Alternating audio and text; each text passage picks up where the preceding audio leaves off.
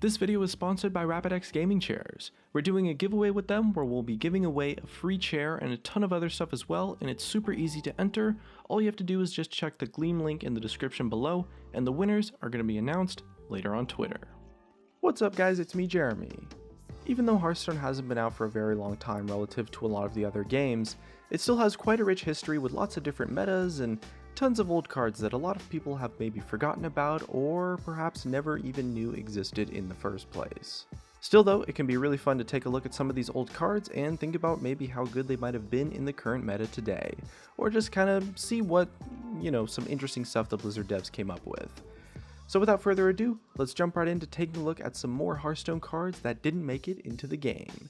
And if you guys enjoyed the video, definitely hit that like button, and if you don't enjoy the video, feel free to hit that dislike button too. And let's get started. First up on the list, we have a card that goes by the name of Metamorphosis, which was a card that was actually supposed to be in the Illidan part of the tutorial actually, but instead never ended up getting used. Now while we don't actually know what the card was supposed to do, we do have some pretty interesting information on it. So Metamorphosis was a 6 mana common spell with the effect to do something crazy. And the art shows Illidan looking very demonic and taking flight while his runes glow and doing some cool stuff. Flavor wise, the first thing to come to mind about Illidan is his transformation from Night Elf to part demon, but since Illidan's already a demon when the encounter starts, this was probably pretty unlikely. Another possibility is maybe the card turned Illidan into a copy of you that you had to fight to finish the tutorial, but the devs decided Illidan was a hard enough fight by himself, and so as a result they ended up taking this card out. Either way, it would have been really awesome to maybe get some insight on what the original version of the card did, since, well, we can definitely be sure that it did something crazy. Up next on the list, we have Darkspear Hunter, which was a removed Hunter class card. Darkspear Hunter was a 2-mana 2/2 creature with the effect of, whenever you play a beast, the beast gains +1/+1. And this is a pretty sweet card design and obviously also really flavorful in the Hunter class, since the card both buffs beasts and is quite literally also a hunter.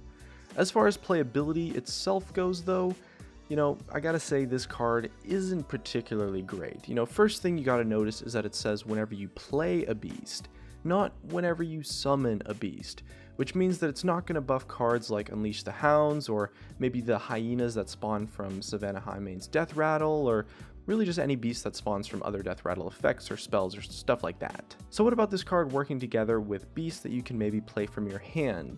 Well, I guess the thing is, in that case as well, if you play it on turn 2, the stats are pretty terrible, and it's probably going to die before you get any real benefit.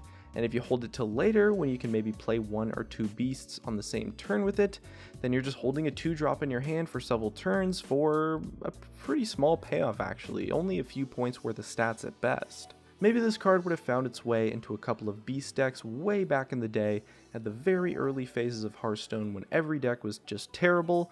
However, nowadays it's pretty unarguable that this card is just way too weak to be considered for constructed. Luckily for us though, or maybe unluckily I guess depending on your take on the Hunter class in general, Darkspear Hunter as a card was replaced in an alpha patch by Savannah Himane instead, which is definitely way more playable and, depending on who you ask, an awesome card or just an absolute nightmare.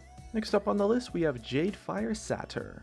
Satyr? I don't really know how to pronounce it, I'll be honest. It was a neutral 5-mana 5/5 demon with stealth. Of course, this card might remind you guys of something, which is of course, that's definitely right, Jade Satyr was replaced with Stranglethorn Tiger in the alpha phase. Now some of you might be saying, oh, who cares, this is pretty much the same card that already exists really. But it's definitely interesting to see that Blizzard essentially took the time to create a new name, a new art for a card, but still keep it mostly the same. Which meant that during testing, maybe they decided that they wanted a card to support the beast archetype rather than the demon one instead, or maybe they found out that a 5-mana stealth demon was just a little bit too broken or something like that. It's a little bit tricky to see why. And this card did actually end up affecting the game quite a lot since, Stranglethorn Tiger did see quite a lot of play. You got Menagerie Warden with Beast Druid and a lot of decks here and there that maybe teched in as Stranglethorn Tiger. Maybe Jade Satyr would have helped a deck with demon synergies be much more more viable though. Either way, it's pretty cool to see different versions of cards we have today and how Blizzard changed them over the years. Next up on our list we have Syndicate Spy, which is pretty much Worgen Infiltrator but with a different name and art and stuff. Now again, it's not exactly the most exciting card that got taken out of the game, but it's pretty interesting to think about why Blizzard would have decided to replace the art and name of really just an already perfectly good card. Especially when they were, dead set on keeping the card exactly the same in the first place. It's definitely possible that maybe they just didn't like the art, or maybe they just didn't like the name, or I guess maybe they just randomly changed it, but there's definitely a chance that they wanted to save the name and the art for perhaps a different card, or maybe they just wanted more Worgens represented in Hearthstone. Next up, we're taking a look at Avatar of the Coin. So Avatar of the Coin is a 0 mana 1/1 creature that we kind of brushed over a little bit in a previous video when we talked more in depth about the coin in general, but it was originally what was given to the player going second instead of the coin that you now get today. It's kind of silly actually because we now have card versions of both of these things. Wisp is the same as Avatar of the Coin, and Counterfeit Coin is also the same as the coin now. However, it is pretty easy to compare Avatar of the Coin to the original coin, since Wisp is, well, it's mostly just unplayable garbage, and people are actually really excited to play with Counterfeit Coin in the new expansion, so they're definitely not on the same level whatsoever. And Blizzard pretty soon discovered that Avatar of the Coin wasn't a good way whatsoever to balance out whoever went first or second, and so they replaced it with the modern day version of the coin that gave 1 mana, but it's still pretty cool to take a look at Hearthstone's original beginnings. Up next, we have a Druid card that we actually don't know the name of, an unknown Druid card.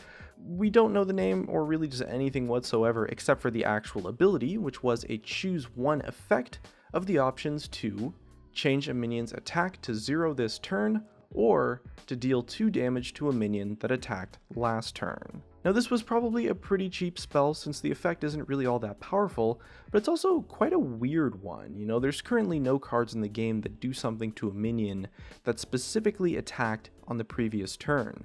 And this card was probably too much of a pain for Blizzard to program because of that, or perhaps they decided that that was just such a weird and unintuitive mechanic that it didn't really have a place in Hearthstone or something like that. And at the same time, changing a minion's attack to 0 is also a really weird effect to have, and in general this card kind of just seems like a really early experimental version with some strange effects or something on a 1 mana spell, or perhaps even a 0 mana spell, which is probably why it never got art or a card name to back it up, because Blizzard decided pretty early on that this was a card that just wasn't going to make it into the game. Next up, we have a different version of a skeleton other than the 3 mana 3/3s that Sylvanas' Windrunner's old ability used to make that we talked about in a previous video. So this version of the skeleton is just a 1 mana 1/1 creature with no abilities that was found in the game actually, but this skeleton was never really used in anything. It's hard to guess whether this was supposed to be just a terrible neutral minion, or maybe it was a token that was created for a card that Blizzard scrapped instead, but summoning skeletons was a pretty common mechanic for the undead faction in Warcraft 3, so it's honestly kind of surprising that it's not something that we've seen yet in Hearthstone so far. The 3 mana 3/3 skeletons have been removed entirely from the game's data, while the 1 mana 1/1 version actually has not, so maybe it's still an effect or a card that we'll see in the future, perhaps something that comes as a part of another effect, or as like a summoned version of some spell or something. Who knows? It's definitely something that we could see come into the game to the future though. Either way though, that just about wraps up our list today for some more of the cards that got removed from Hearthstone. Definitely let us know in the comment section below which card was your favorite from the list today. Either way though, looks like that's going to be it from me. If you guys enjoyed the video, drop a like, subscribe if you want. Thank you so much for watching, and I'll see you guys next time.